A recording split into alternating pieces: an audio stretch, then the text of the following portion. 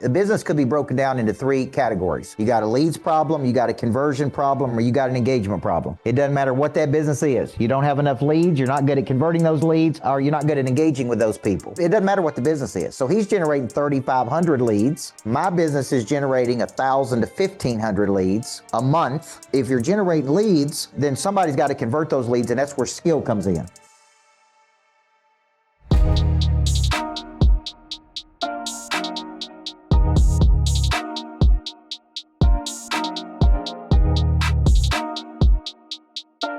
What could I do to get people to the greatness factory? And I said, what if we brought in really talented people that's done something big? And what if we let them have some fun? And we call that edutainment, by the way, right? A little bit of education, a little bit of entertainment. And so we come up with the concept of whiskey and wisdom. And we're about to take this on the road because we're starting to get people who want us to bring it to their cities. So y'all help me welcome Chuck McDowell, who's doing that. You know, you and I have been friends. Let's talk about how Chuck McDowell and I met. That conference that you saw there, I was the speaker right behind him. And I was backstage and I go, who is this damn idiot shooting out $100 bills to the audience? I said, because I got to go after him. And it was Chuck McDowell. And he was up there and he was telling this story about when he's at a point of his life. I want you to tell that story. And he was shooting out. How much money did you shoot out that day to the audience? I think it was $20,000 and $20 bills. $20,000 and $20 bills. And I'm backstage going, oh, I got to follow this dude. And who is this guy? And you know what I mean? Because I don't have $20,000 and a gun to shoot this out, right? And so, but let's go back to that point, because there's a big story there of when you were at that point of your life, and that dude, you needed some money to feed your kids, your boys. Yeah. And that dude reached out, but he said, instead of handing you the $20, he threw it up in the air. Go back and talk about that. Well, my first wife had passed away, and I was married 20 years and about 5 days. She died in her sleep, and curled up in a ball for 3 years. Tried to take care of the kids, and I was moving out of one house that I couldn't pay into another house that I couldn't pay.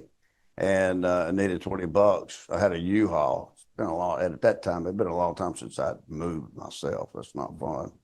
So I rented a U-Haul and had some friends come over, and I needed some food need to go buy some KFC. That was what was on my mind. So I asked my buddy Steve, who was already driving the truck and helping me move, for $20. And the way he threw it, as I told you before we walked out, I didn't realize that was activating what you call a prey drive. But that's, he kicked that one in gear. But that's where I was at. And I hadn't forgotten it. I started shaking and just talking about it. So he threw it up in the air, and you had to get down and get it. Mm. And that was what I would call a prey drive moment that activated something inside of you. On the whip his ass too. But that ain't cool. Yeah. I've not ever handed anybody a $20 bill and thrown it at them. Yeah. So yeah, he's still a good friend of mine. I hadn't talked to him in about 10 years until this, and then all of a sudden everybody started forwarding it to him, and then now he calls me all the time. So it's kind of embarrassing when I say a friend, and I kind of roll my eyes and go, damn, Steve was my friend. He was helping me move. But when somebody throws money at you, not cool. But this is really what initiated you getting into the timeshare business. Is that you were at home, so as I understand it, you got up in the morning, you took your boys to school, and they didn't know what you're doing, going to work or whatever, and you literally just went back home and went to bed. Yeah, I would get up in the morning, take them to school, come back, and I would go to bed. I'd get up at 2 o'clock and I'd take a shower, pick them up, and fed them, took care of them, and I coached during basketball season. I was coaching basketball, and I went and coached basketball. That's what kept the coaching basketball part, probably helped keep me alive. But it was obviously a rough time in life. Okay. But it's those really, really hard times that I could go back over my entire life. I've had a lot of hard times and a lot of great times. But without those, I've got a friend of mine that's never had a hard time in his life. Yeah. I feel sorry for him. Those hard times is what makes the good times good times. If they were all good times, you wouldn't call them good times. They'd be times. Just made that shit up, right?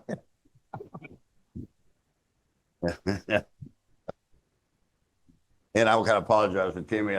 My buddy Timmy Mount Juke, he's also a minister. And about 5, 6 times ago, we saw each other. I just left back surgery.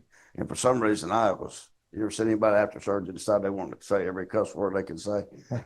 That was me until I walked in the room. Timmy was sitting there. So I'm going to try to watch myself tonight. Not because of John Bell or Timmy, but just, yeah, so I may say something bad, but just how I talk. But ultimately, that's how you got into the timeshare business. Okay. I was looking for a job. Yeah. I needed a place to be because I was curled up in a ball. And I asked some friends, hey, I need to get a job selling something. And then one of them said, we were having a bushwhacker, if anybody knows what one of those are.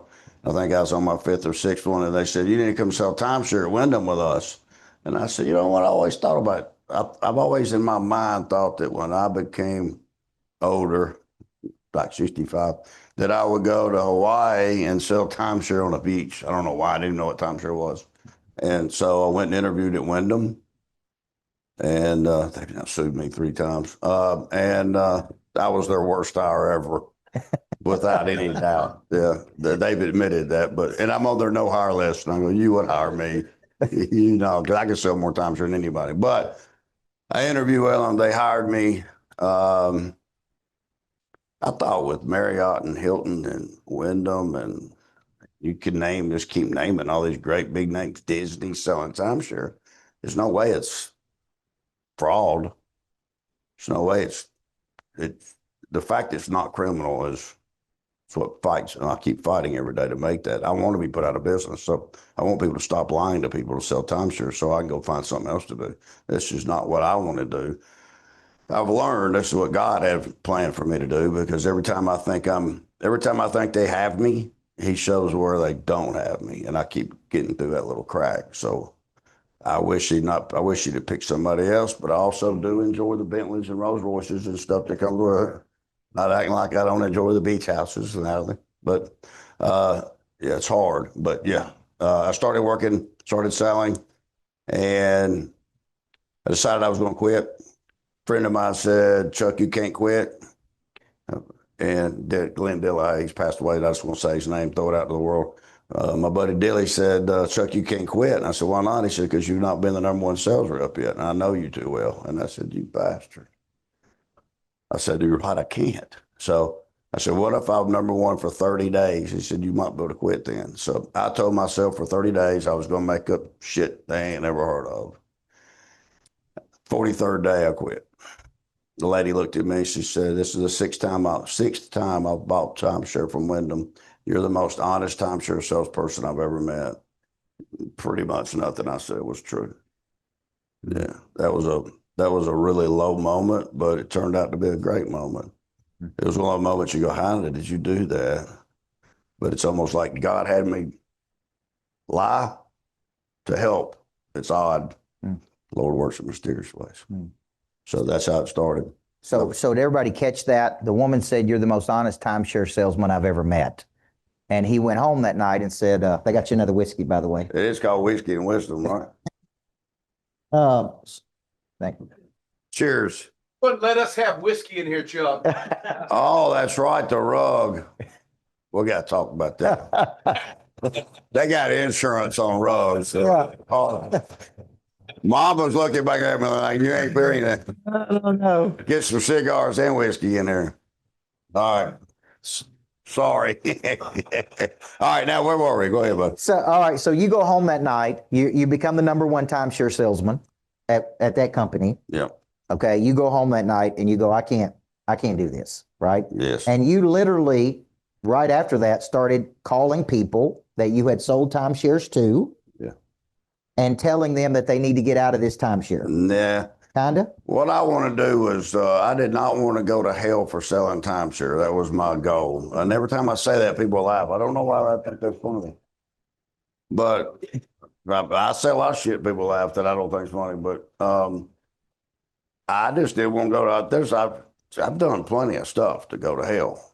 And I didn't want it to be for selling timeshare. So I thought, how do I do this? Well, you face them, you call them, and you say, this is what I said, it was a lie. If you want to cancel that purchase, this is what you need to do. It's wild because a third of the people would say, thank you for calling me. A third of the people would say, you're no good, rotten, and just dog me. And then a third would say, we know y'all are lying, and we go just to hear you lie. Interesting. We enjoy listening to the new lies you make up. But you bought. Yeah, we can't help that part. And then what happened was one lady so I was telling people how to cancel a timeshare. And this one lady called, she said, I've got a friend that you didn't sell a timeshare to that wants to get out of her timeshare. Would you help her? And I said, well, sure. I didn't have a job anymore. I was back to where I was with no job. And so I talked to the lady and I charged her, I think somehow the price $3,500 came up. She paid me $3,500. And then about 2 weeks later, somebody else that I'd canceled the timeshare that I'd sold. They were not only canceling the timeshare that I sold, they were canceling what I sold plus all the other lies. So they were getting out of all of it. So they didn't have a problem paying me $3,500. And one guy owed, I don't know, $300,000. He offered me 25 grand. I said, give me half now, half when I get you out. He said, okay. He said, can I wire it to your checking account? I went, don't send it there because they're going to keep most of it because they don't, I think there's a minus in there. I bet you Western Union that shit to me. I walked to the Hermitages in Cracker Barrel and they 1, 2, 3, 4, 5, 6, 7, 8, 9, 10. That's one. Those are fun. Anyway, so that's when I went, the whole aha moment. Yeah. You say all the time, what is it? Find a big problem. And Yeah. well, that's what I did. And I'd say half the people that I would sit down with at a table, the little round table we call it, selling you timeshare, half of them would say, not only am I not buying from you, which meant they're buying, but I'd pay you to get out of it. And that part just skipped over my brain because I'm trying to sell them more. But at this point, I'm going, I'll call those people that said I'll pay you to get out. Are they serious? They were serious. Yeah. Well, I think this is an interesting trend I want to pull out here.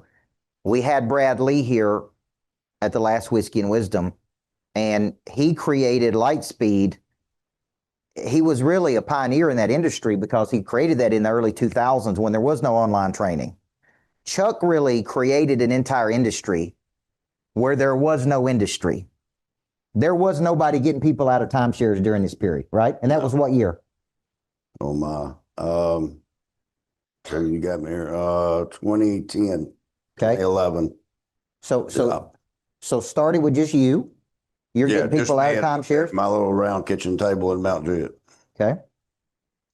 And so how did it progress? Because today it's you could tell if you don't want to tell what size company it is. We got somewhere around 350 employees. We're doing probably 120 this year. Okay. Makes about 25. Okay. Million. It wasn't dollars.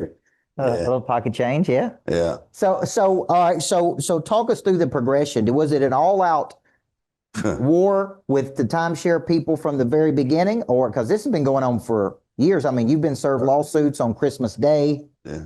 You've I mean, is that just you wake up and get sued by these people? And how do you even think about it? Like, how do you think about that? Well, it started off being an idiot named Sean Austin. Sean, I hope you hear me call you an idiot because you're an idiot. But me and Sean started a company together called Timeshare Advocacy International. That was the very first timeshare cancellation company on the planet. We Googled it, and there was nobody doing anything similar to what we were doing. And I soon realized that he wasn't as smart as man as I thought he was, and so I did my own thing.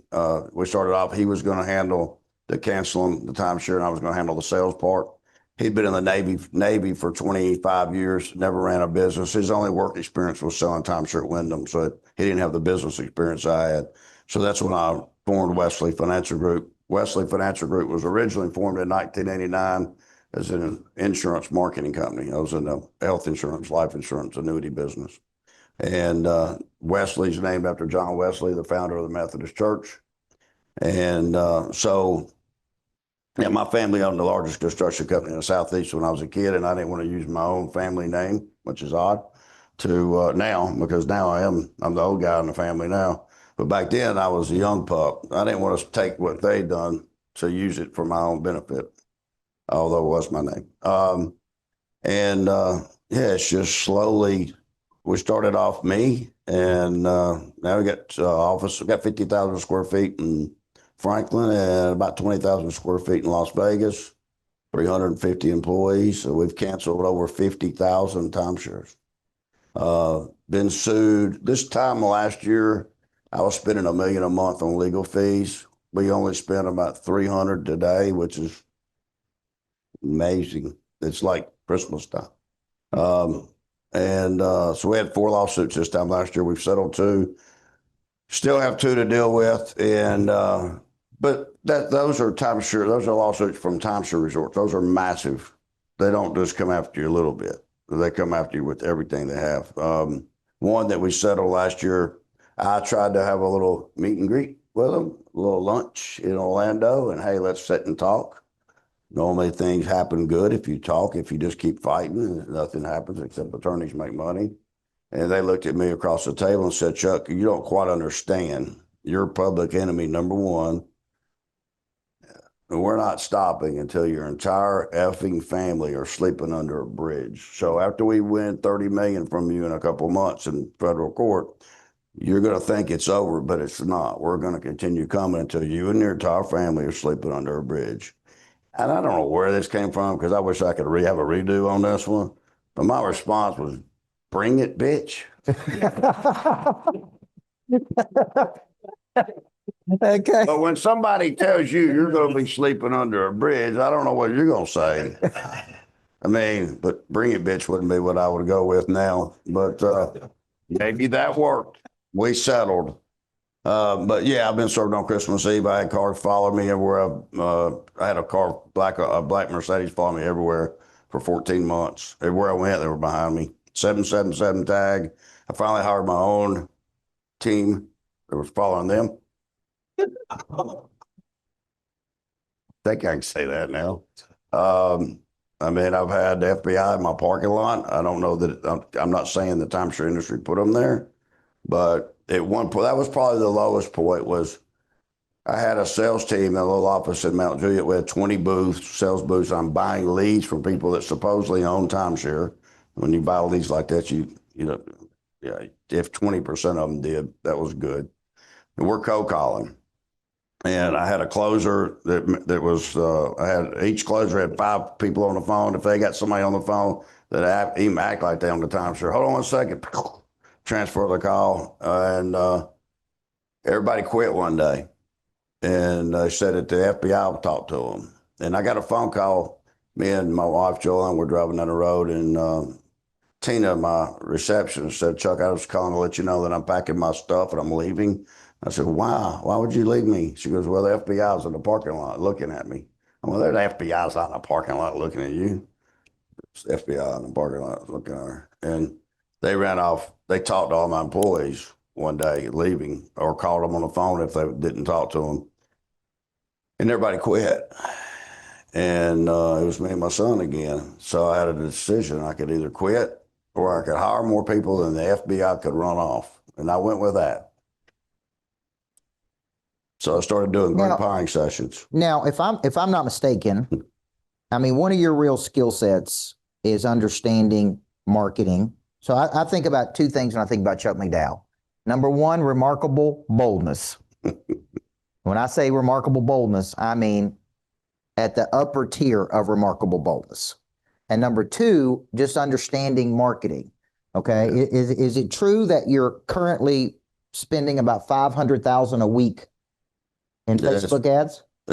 Well, that's, we spend more than that weekly, but with radio, TV, and digital, it's probably $600 a week. Right? We spent, at the beginning of this year, we spent $135 million in the last 5 years on marketing, just marketing. Okay. COVID made me raise my spend, which is another conversation. It's a good one, but yeah, Where did that, like, what's your overall philosophy on marketing? Because I think probably a lot of people in here don't, obviously they're not spending 135 million in 5 years into marketing. Like, talk about your general philosophy about what you think about that. Anybody in there sell something? All right. What's the most important thing you can have? A lead. Somebody call you, want to buy what you're selling, right?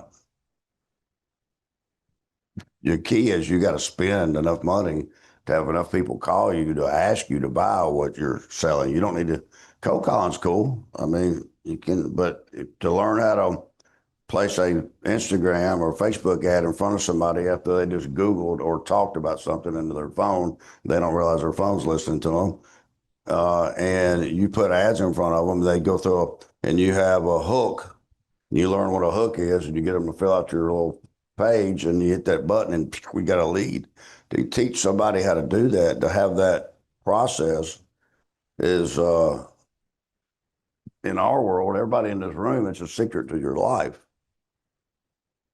So there's no other, it's the blood. It's the heartbeat. Without that, you don't have a heartbeat, you're dead. So you either generate leads, somebody to talk to. You got to have some activity, some action. You got to talk. You got to have somebody calling you, wanting what you offer, or at least want information, a free guide or something, so you have somebody to talk to. But yeah, without doing that, I don't know. There's no more Yellow Pages. Anybody in there run Yellow Pages ads? Okay. Did somebody say yeah? You do? Right now? Right now? Oh, okay. I mean, right now. Yeah, I used to back in the 70s and 80s. But I did back in the 30s. But today you got to generate leads, and marketing is, yeah, I just bought a domain name this weekend, directresponse.com. There was an auction. Somebody didn't pay their $10 annual fee to update it, and it started at $7,750. Somebody thought it was worth 250 grand because every time I bid, it said I was outbid, and I went to 252 grand and bought it. So yeah, that's being bold. So he bought a domain last week for $252,000, and he sent it to me. He said, "Proud." One word: bold.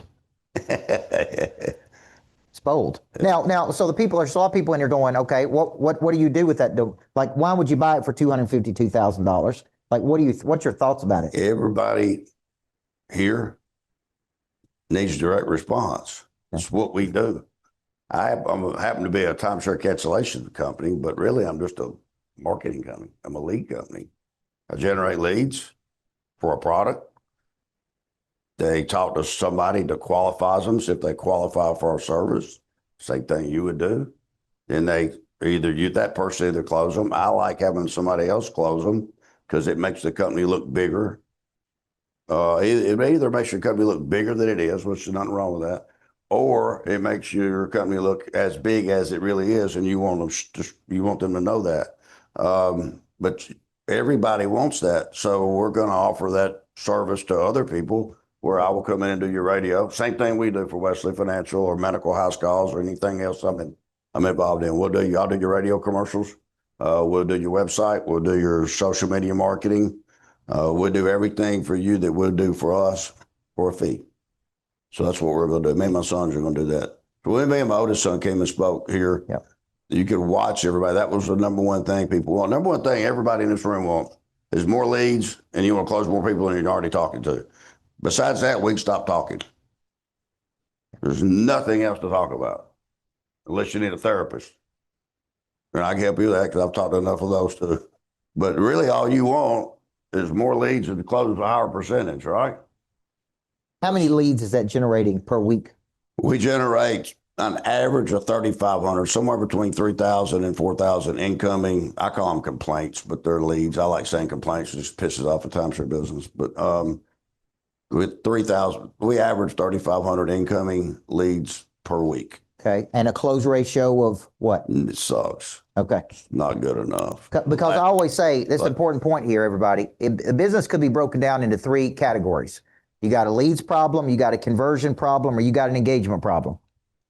It doesn't matter what that business is. You don't have enough leads. You're not good at converting those leads, or you're not good at engaging with those people. Yep. It doesn't matter what the business is. So he's generating 3,500 leads. My business is generating 1,000 to 1,500 leads a month, right? And so if you're generating leads, then somebody's got to convert those leads, and that's where skill comes in. Yeah. But you got to I call it making the phone ring. I know today it's not making the phone ring, but in my generation I got to do something to make the phone ring. Number one, I got to have somebody calling me to look for a job. So I'm nonstop. We do nonstop recruiting to replace the people that we already have. The people that work at Wesley Financial or Medical House Calls, their job is to keep their job. My job is to tolerate them until I find somebody better than them. Everybody's that way. I'm just telling you that's what I'm doing. But every business owner is doing that.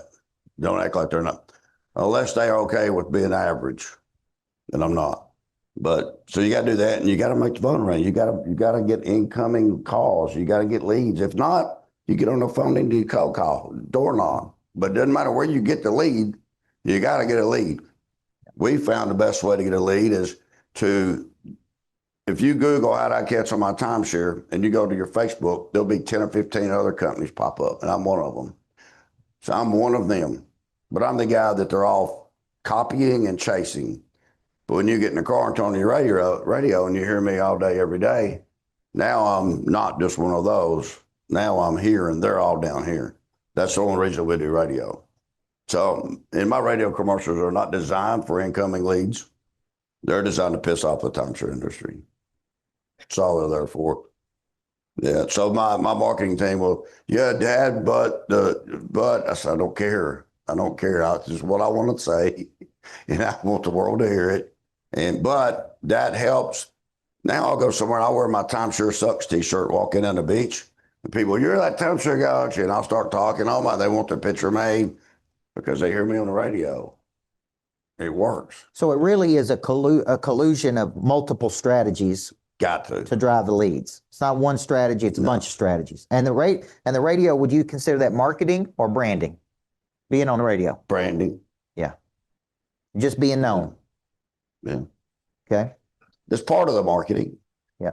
But again, I'm one of the 15 if you Google, but when you hear me on the radio now, it makes me somebody different. Hey, this is Coach Michael Burt. I'm here at the Greatness Factory today, the Level 10 podcast studio. And as you can see behind, I got new imaging.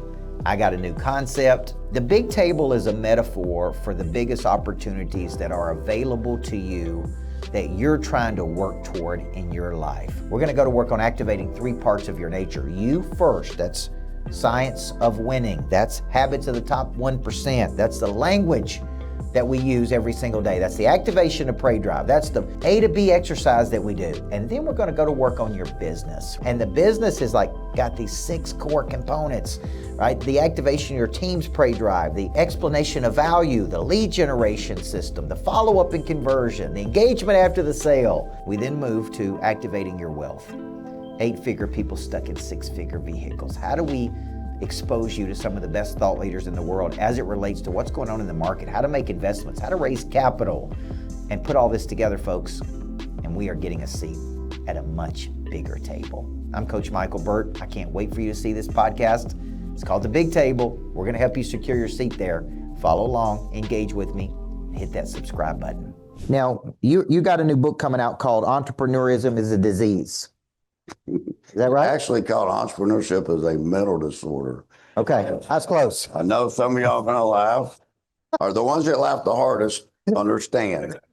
When I say this to people and they laugh, there's a guy named Scott Bruchetta in the music business. I talked to him today and I was telling him about the book, and I had to stop him. I said, "Dude, you need to stop laughing. It's been 15 minutes." But he got it so much he couldn't stop laughing. But yeah, it's coming out here soon. Probably the mental disorder part will upset some people, but I'm ADD, ADHD, OCD. I know I got those.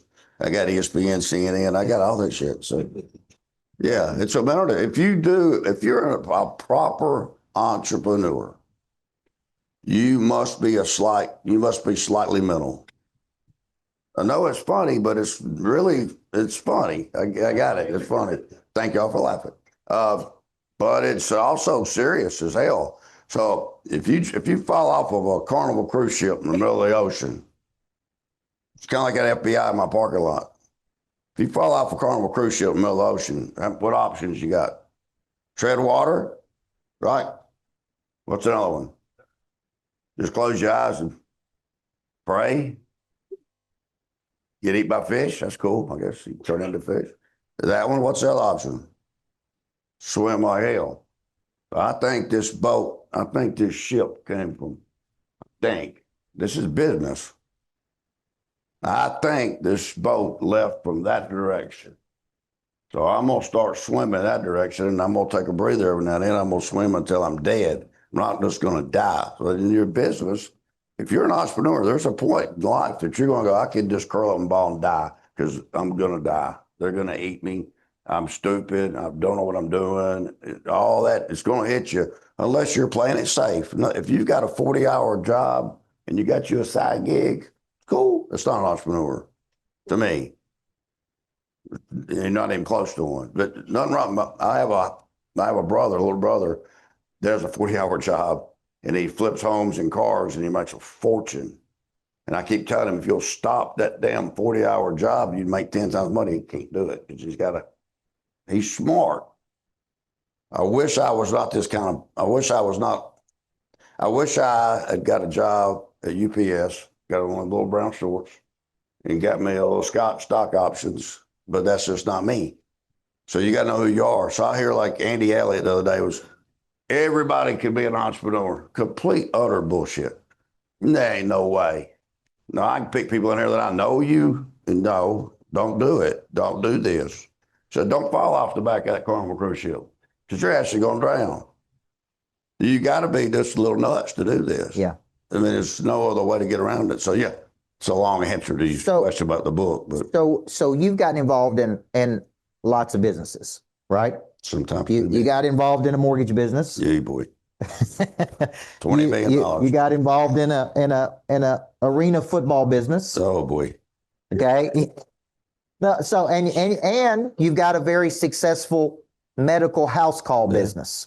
Yep. So what is your thinking? Because people ask me, because they know you and I are friends, and they'll call me and they say, what in the hell is Chuck McDowell doing by getting in arena football or buying a mortgage company right in the middle of a national recession or whatever? And I go, he'll figure out a way to make money.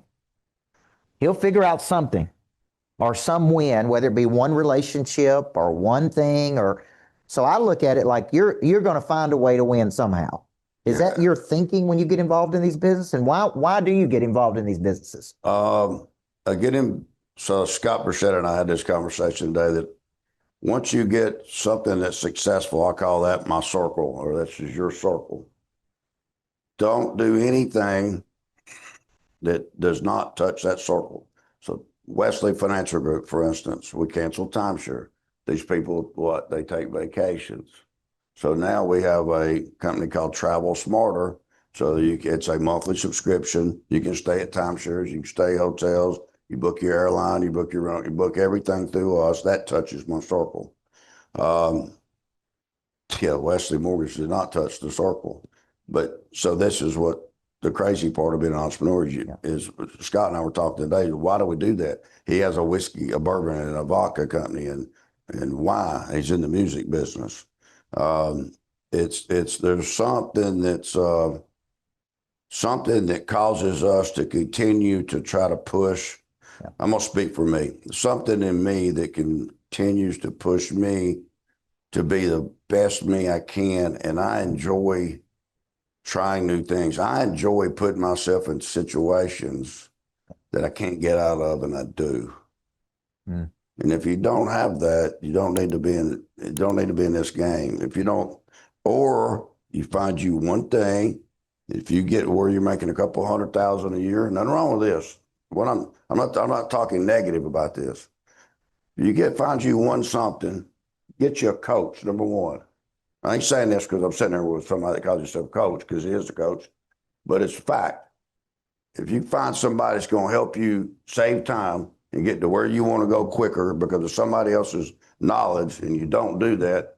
Jay Abraham, I hired Jay Abraham. Yeah, I'm not sure how much of my success is up to is Jay's, but it's a lot. You got to find a coach, and you got to. But once you find a coach and you dig in, you got to understand that there's going to be roadblocks and there's going to be problems. Failing is good. Yep. The secret to this is to this conversation is, you know how many times you have to be right to be very successful in life? How many times do you have to fail? You don't know. You just gotta keep failing, but you just gotta find one. And what you get with that one, say that's my circle. Don't start a mortgage company. Don't do anything outside of that circle. Yeah. But if you're a real entrepreneur, yeah, you gotta feel like you gotta try to do something else. You want to go bigger. I want a bigger boat. Well, we do Living with the Monster. I think Natalie's back there. You back there?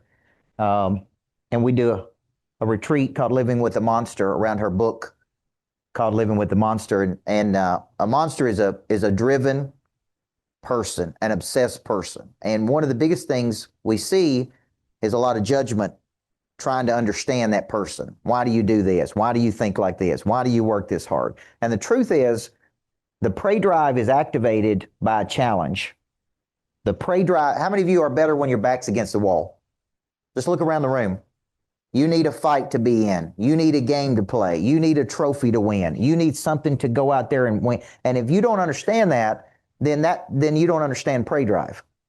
The enemy of prey drive is stagnation. And people that are really big time people hate incremental growth, and they hate stagnation, and they hate average, and they hate waking up and doing the same thing. And sometimes it's like, why are we going over here to do this? And it's like, well, over here is where we got to go to win. And so I think that's really what you're saying. Yeah. You need that game to play, that trophy to win, that fight to be in. Yeah, as you get older, when you're young, you enjoy playing sports. Everybody, whether it's just PE, playing dodgeball or something, that people like playing sports. And you get older, I mean, you get golf and business. And I still suck at golf. And so people ask me, what's your handicap? I said, well, at golf, it's pretty high, but at work, it's pretty low. So I enjoy work. My favorite place to be is sitting in a boardroom. Yeah. I'd much rather be sitting there than anywhere. I want to say sitting on the beach with my grandchildren, but I'm just being honest. Yeah. When I'm the happiest is it's sad actually, but it's been in a boardroom working because I've got all these years of failure that I've learned from, and now I've gotten to the age and the time that I know what I know and I know what I don't know, and I put really smart people around me, and I love it. Yeah. And I love helping other people do it. I'm working with two people right now that are going bankrupt for nothing because I've been where they're at, and I want to help them through it because it's a hard situation because none of their friends are talking to them, none of their family's talking to them. They're going through hell. They're an entrepreneur, and they'll come back, and I try to help those people. And yeah, I don't want to make sure I forget this, but the more you give, if you haven't figured that part out yet, I'm going to help you as a 65-year-old man. The more you give, the more you get. You can't stop God from helping you. Amen. Yeah. Where does the boldness, I mean, you're a bold guy, let's like I feel like I need to go shopping for some new clothes and you're bold. Where does that come from? Because to me, that's one of the biggest things a lot of the people I coach are lacking. It's like they just don't have that remarkable boldness in them to go for it. And so 2 questions. 1, where does the boldness come from? And 2, how do you think about money? How do you think about it? Because at one time you had the most expensive house on the ocean down in 38, right? You bought it for X number of millions. You sold it for X number of millions. You had a beautiful pool on the top. I called that he went over and sat in the pool on the 4th level overlooking the ocean. And I said, let me get a picture of this because that is a seat of accomplishment right there. When you're sitting in your infinity pool on the 4th level on the ocean, I said, I got to get a pic of this right here of you doing this. We've got that picture in our house. Yeah. So where does that boldness come from, and how do you think about money? Boldness came from start from 0 to 13 years old. My mom was married 13 times. I lived in a very, very, let's just call it difficult home. Yeah. You should watch. I don't even like talking about it. It was hard. My grandparents kept me from going to, I think they call it the Sumner County cattle farm or cattle, some kind of farm where they take kids right before you go to juvie, right before you go to jail, right before you die. My grandparents took me, and my great grandfather always had cigars in his pocket, and he had a big diamond. I actually have the ring now. It's a long story how I got it, but big horseshoe ring that he had made for him in 1920 with a big horseshoe tie tack, and he always wore loud jackets. And my grandfather was just the opposite. Khakis from Walmart and his plaid shirt from Walmart and his pickup truck, and just a low key guy. But I like watching Roscoe, my great grandfather. I liked how he was bold and how he had the big office with had his picture on his own wall, which I found highly weird. But as a young kid, I say this all the time: you must see it in order to be it.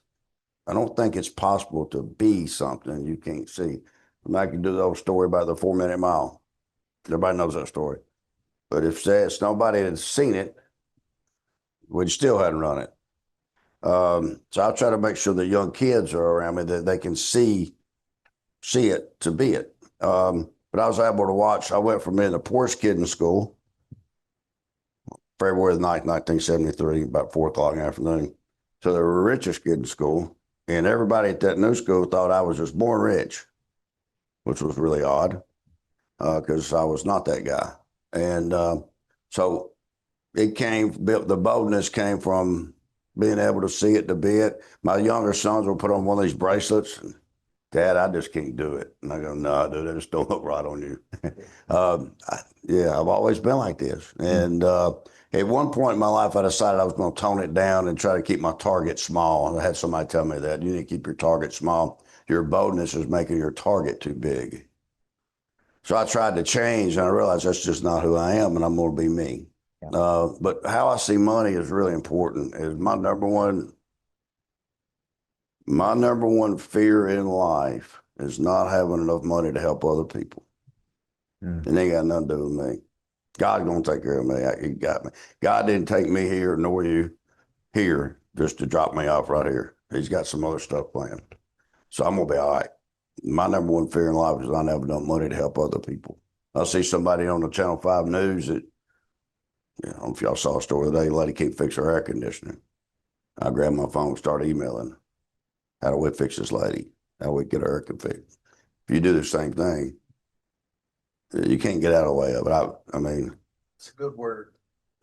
It's just, if you get anything from this, I've learned a lot when I do talks like this. I used to always say, I want to make sure I give everybody something to go home with, that it's going to change their life.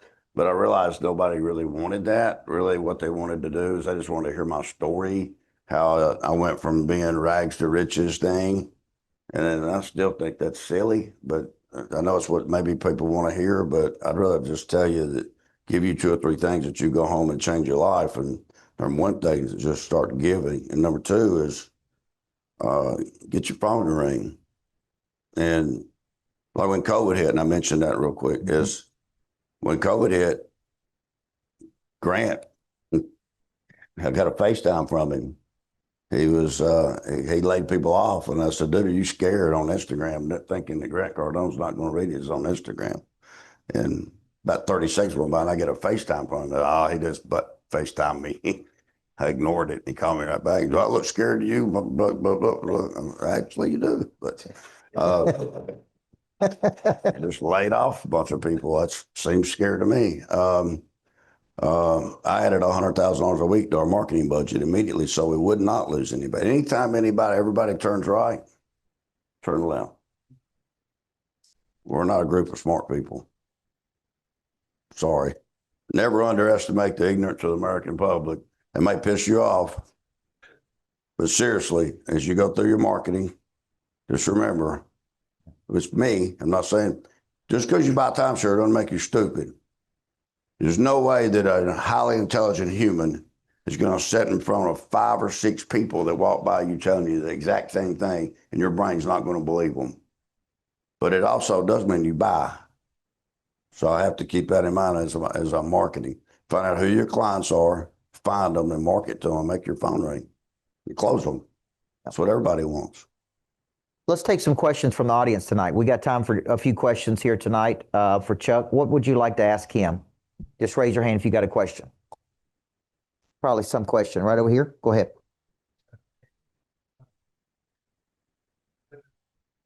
Yeah. What's a really good question? I take my sons to almost. I just wanted to meet with an attorney general of South Carolina last week. I didn't want to waste their time to fly them to South Carolina. Normally, every important meeting, any strategic, very important meeting, I have my sons in that meeting because I feel like it's my job to make sure when I'm not here that they're badasses. I'm not their best friend. I'm their father. My job is I'm a drill sergeant.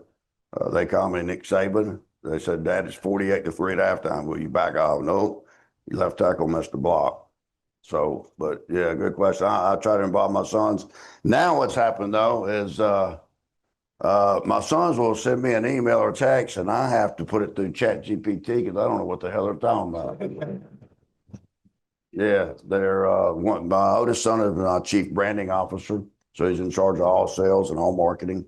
Then my youngest one is the chief marketing officer. And obviously they're doing a pretty good job.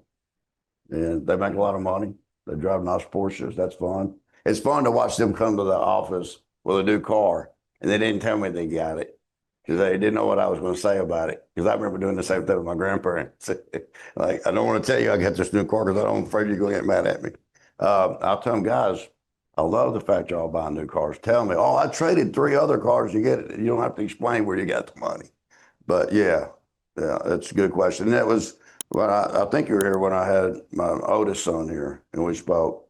And yeah, he's, as far as the digital ads and getting the phone to ring, that those 2 guys are geniuses at it. So it's important to me to take care of your family. There was one thing I forgot to say. I brought Chuck in to speak to my team literally just a month or 2 ago. And I said, oh, I want you to push them, right? Because they hear from me all the time and I can be hard to handle. And he said something in that meeting that I thought every person that leads a company should use. And he started the meeting off by saying, this is a business meeting. This is not Thanksgiving with your family. And we are going to talk business in this meeting. Now, what that did, I had never heard that before. I know it sounds simple, but it set the tone for the meeting. Some of you are running companies and you're allowing things to happen. You're not happy with those things. People are not picking up the phone and calling. They don't hit their daily sales quotas. They don't follow up like you said they should. And you are encouraging this because you are allowing it. And when he said that, I started using it almost every day with my team. This ain't Thanksgiving with your family. We are running a business, and this is what needs to happen in this business for it to be successful, so we can go be successful. And I asked him, back in my office, I said, did you just come up with that one day? How many of you need to have that meeting with your team? And you need to start the meeting off by saying, this ain't Thanksgiving with your family. This is a business, and we're trying to make this business successful.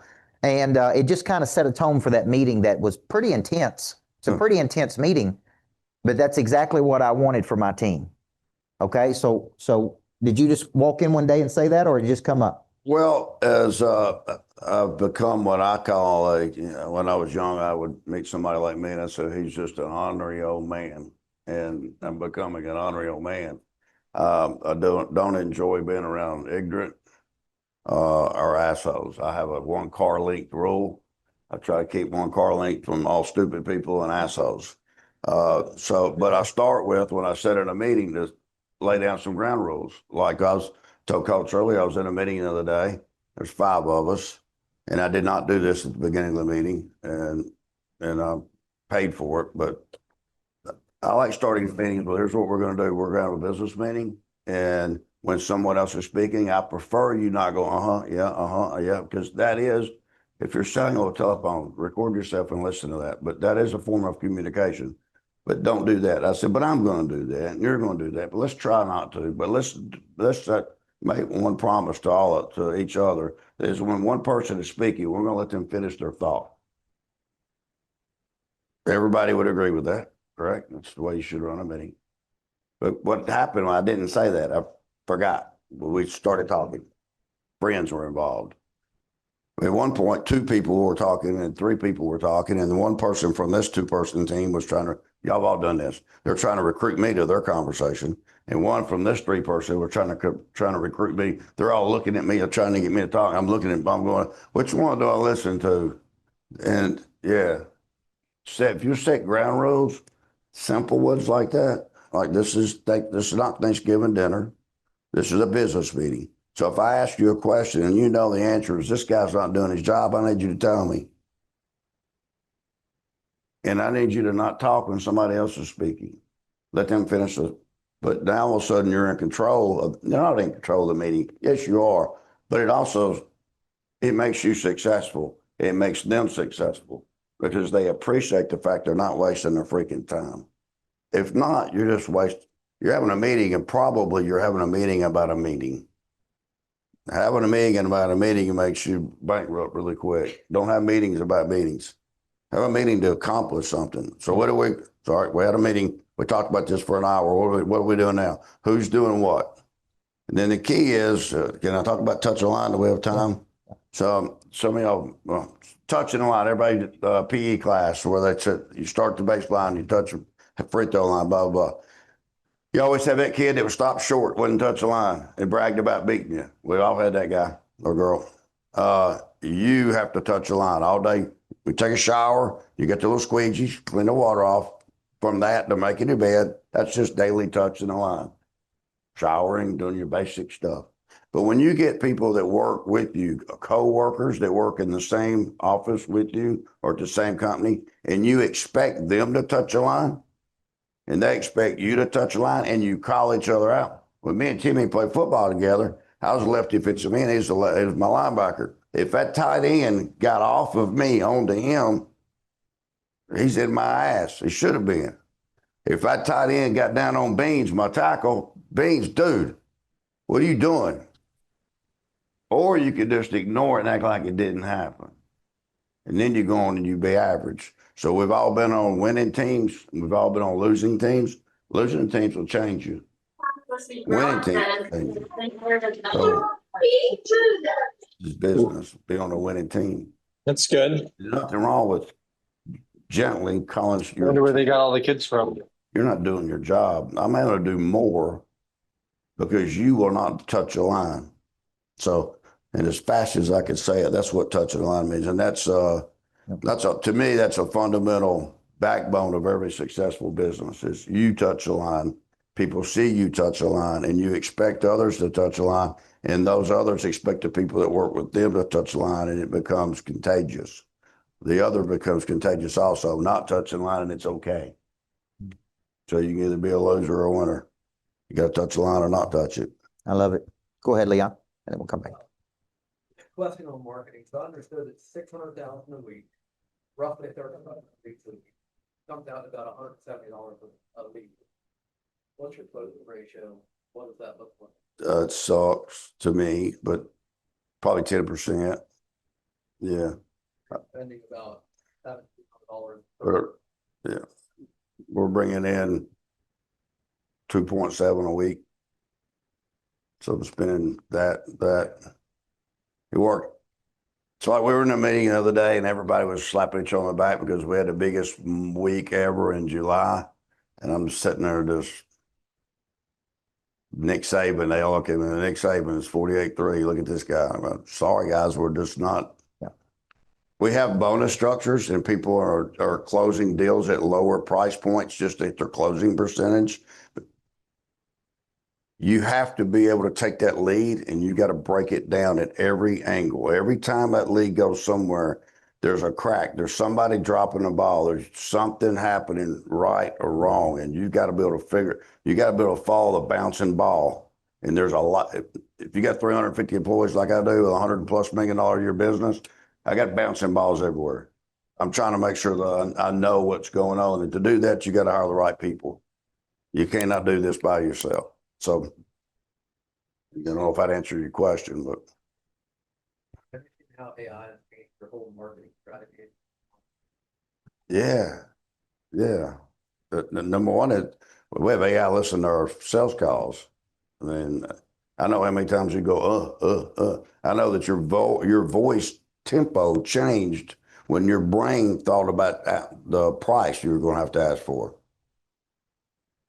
If you don't use AI right now, if you think AI is the devil and it's running the world, you're going to be broke. So That's pretty consistent. Hey, well, it may be, but you got to use it.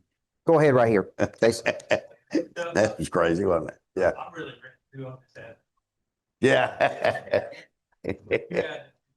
All over right at more dollars. Where would be the first place that you Where would I put marketing dollars? No, if I had to do it all over again, it depends on how broke I am.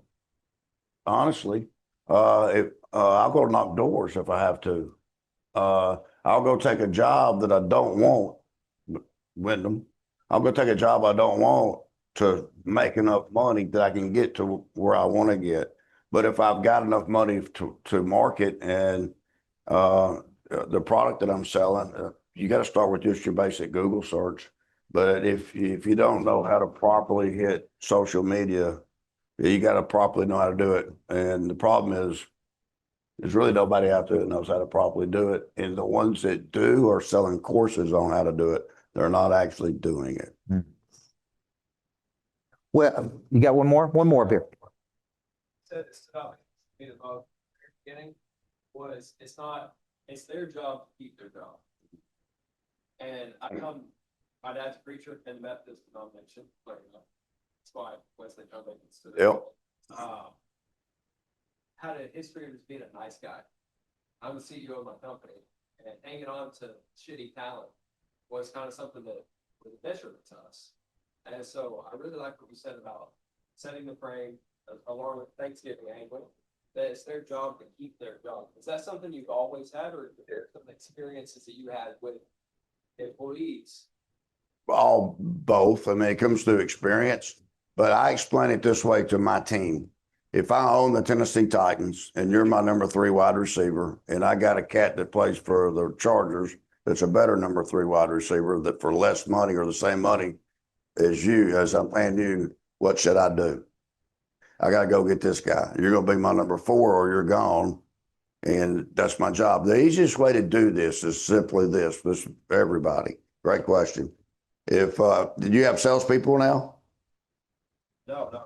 Okay, so let's say you got 10 salespeople and all the jobs are full. Run sales ads and bring them in the office and walk them through the office. And everybody's going to go, well, who are these people? Oh, these are recruits for sales. And somebody's going to say, well, where are they going? Normally I have a phone room. Where are you going to set them? I'm going to set them in one of y'all's seats.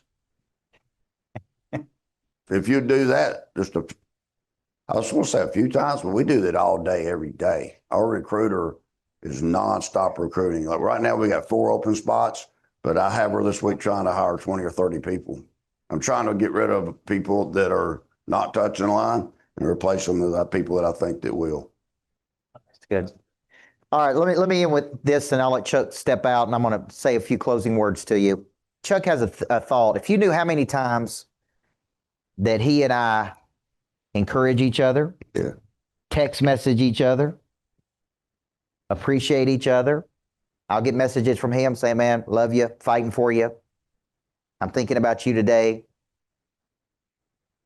If enough people are, he taught me this. If enough people are thinking about you and doing that for you, there's a frequency there that you're doing something really big, right?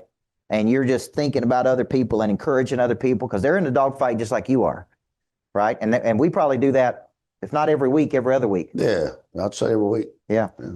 He's out there fighting a battle and I'm fighting a battle and we're fighting for each other. Right. And I can call him about anything and there's zero judgment. And he's going to say, this is what I think you should do. Right. And he calls me and I say, hey, this is what you should do. And it's good to go into battle with people like that who's been there. And if you don't have those people for you, you really need them. Yeah, I hate to do this, but I'm going to interrupt you say that because I know we're short on time, but I have friends of mine that are mad at me because it goes month, 2 months, 6 months, a year, where they'll text and call me and I may like thumb up something, but that's it. They don't get anything from me. I'm so busy I can't. But I'm going to take time for people that I know that are in the trenches doing what I'm doing to make sure that he knows, hey, dude, my text is normally thinking about you, buddy. Hope you have a great day. But enough people think about you, it makes me feel better about me. I know if somebody were to text me, yeah, the only ones that text me that are the ones I text. So I'm trying to get everybody to do it. Just let people know you're thinking about them. Yeah. Well, you're a great person and a great friend. So give Chuck McDowell a big hand. Brother. Thank you.